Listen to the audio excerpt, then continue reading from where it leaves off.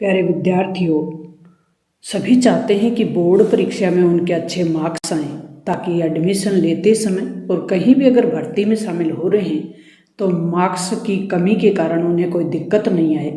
तो इसी प्रयास में आपका भविष्य उज्जवल हो, इसके लिए महत्वपूर्ण कंटेंट अपने होने वाला है। महत्वपूर्ण अपना चैप्टर होगा इतिहास विषय का।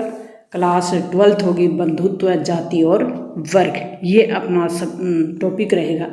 सबसे पहले हम पढ़ेंगे आरंभिक समाज, अर्ली सोसाइटीज। लगभग 600 ईसा पूर्व से लगभग 600 ईसा पूर्व से 600 ईस्वी तक का जो समय है उसका इसमें हम उल्लेख करने वाले हैं, उसके बारे में अध्ययन करने वाले हैं। महाभारत, आपने सुना होगा कि महाभारत एक काव्य ग्रंथ है हिंदुओं का, जो समिति के इतिहास वर्ग में आता है। इसे भारत की धार्मिक, पौराणिक, ऐतिहासिक और दार्शनिक ग्रंथ भी माना जाता है। इसके अलावा इस ग्रंथ को हिंदू धर्म में कौन सा वेद माना गया है? 5वां वेद। इस ग्रंथ की रचना 1000 वर्ष तक होती रही। महाभारत की मुख्य कथा दो परिवारों के बीच, किनके बीच? दो परिवारों के बीच युद्ध का चित्रण करती है।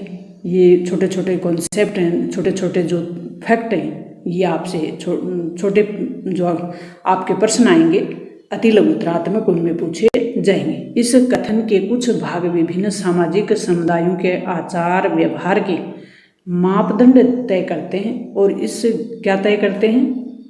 उनको व्यवहार कैसा करना है, उनको आचरण कैसा करना है, सामाजिक समूह का, समाज में रहने वाले समूह का। इस ग्रंथ के मुख्य रचयिता वेद व्यास जी हैं, ये भी ध्यान रखें आप। महाभारत एक समालोचनात्मक संस्करण है। किस प्रकार का है?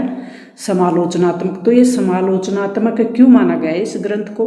तो देश के विभिन्न भागों में विभिन्न लिपियों में लिखी गई महाभारत की संस्कृत जो पांडुलिपियां हैं, भाषा कौन सी है? संस्कृत।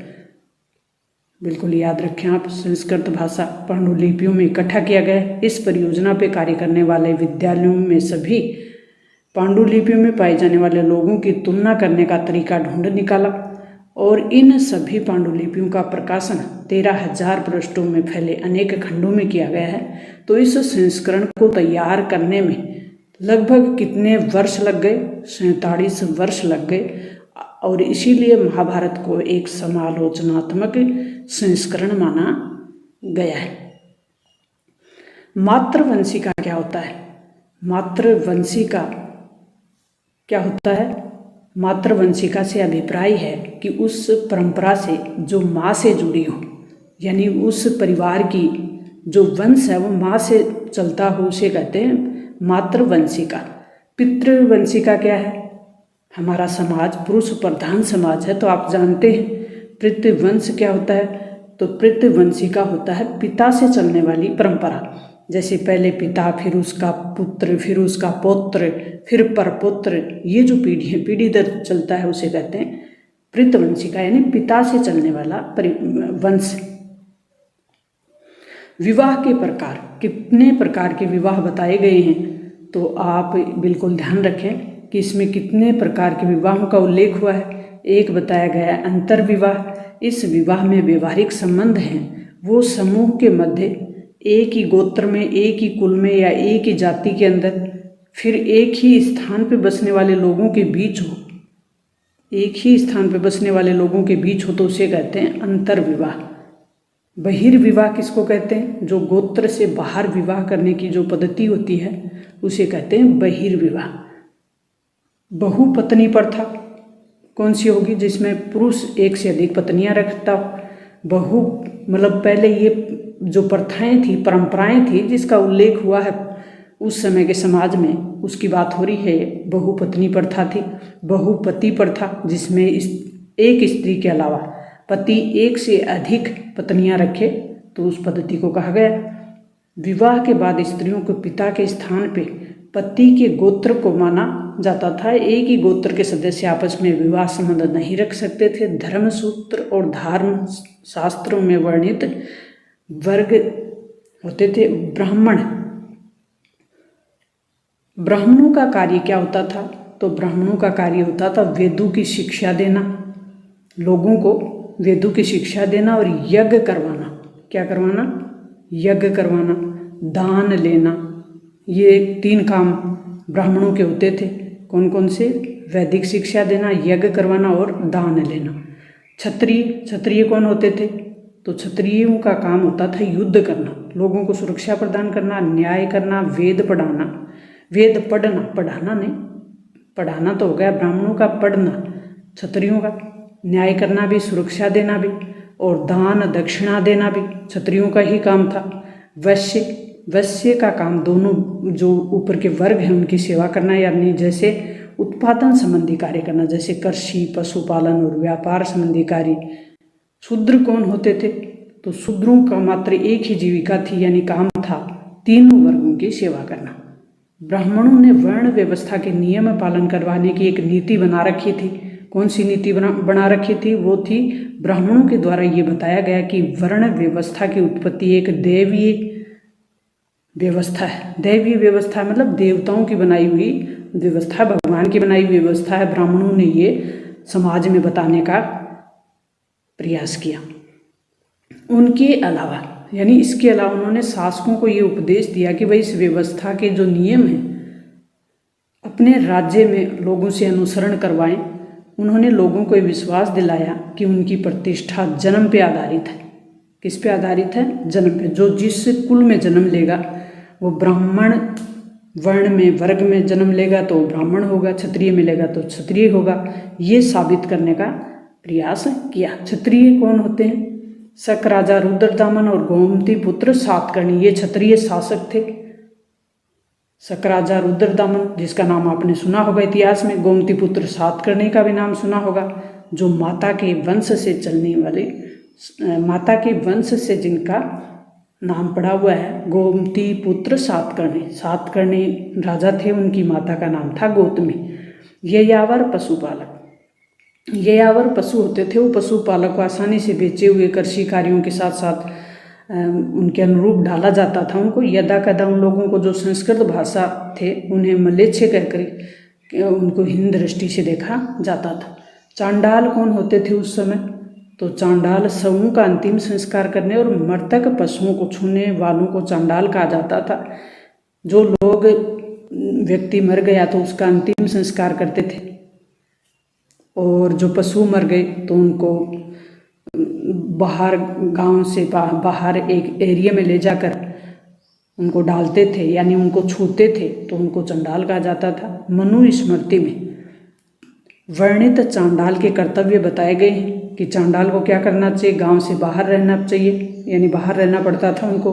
फेंके हुए बर्तनों में वो खाना खाते थे, यानी उनका इस्तेमाल करते थे। मरे हुए लोगों के वस्त्र पहनते थे, और उनका आभूषण होता था वो लोहे की धातु के। लोग सोने चांदी के आभूषण पहनते, लेकिन चांडाल लोग क्या किसके आभूषण पहनते थे? लोहे के। रात्रि में वे गांव और नगर में चल फिर नहीं सकते थे, यानी घूम नहीं सकते थे। संबंधियों से विभिन्न मृतकों की उन्हें अंतिम संस्कार करनी पड़ती थी, और विधि के रूप में भी कार्य करना पड़ता था। चीन से आए बौद्ध भिक्षु, ये एक बौद्ध भिक्षु आए चीन से, फायान।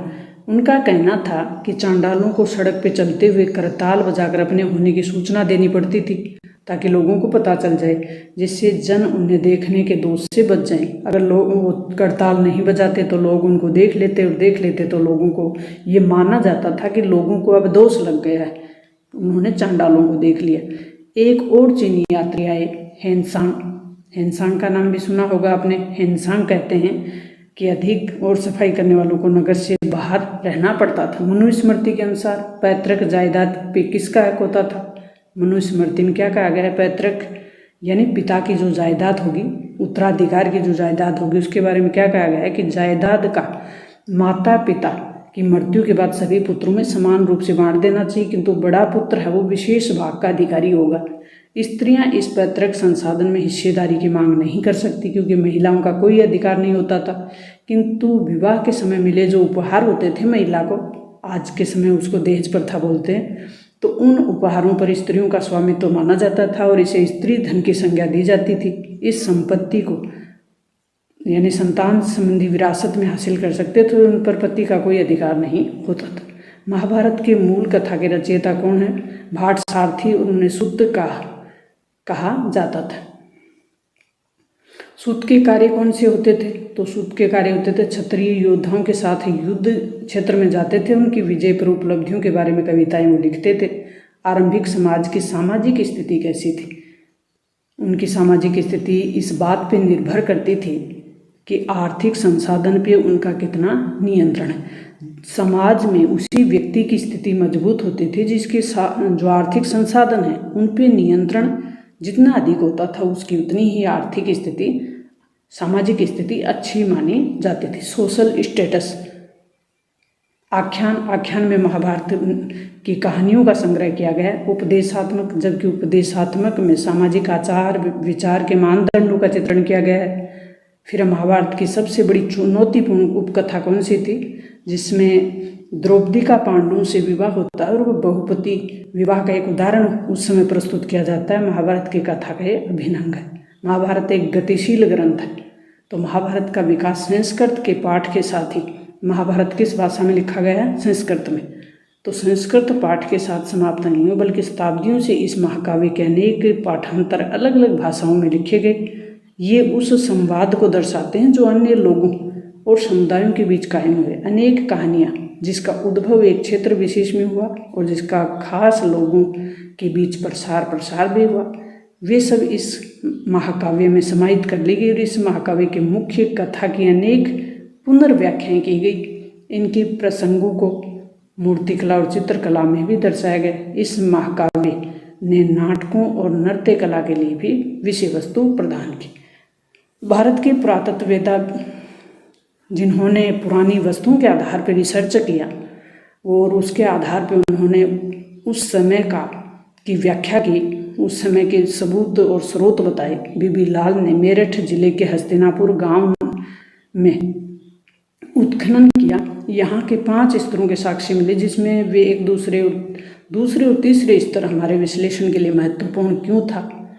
तो दूसरे स्तर पर मिलने वाले घरों के बारे में लाल कहते हैं, यानी बीबी लाल कहते हैं कि जिस समिति क्षेत्र का उत्खनन हुआ वहाँ आवास गृहों की कोई निश्चित परियोजना नहीं मिलती, किंतु मिट्टी की बनी दीवारें और कच्ची मिट्टी की जो ईंटें हैं वह अवश्य मिली। सरकंडों की छाप वाले मिट्टी के फल स्तर की भी खोज इस बात की ओर इशारा करती हैं कि कुछ घरों की दीवारें सरकंडे की बनी होती थी जिस पर मिट्टी का प्लास्टर चढ़ा दिया जाता है। तो प्लास्टर तो बच्चों आप जानते हो।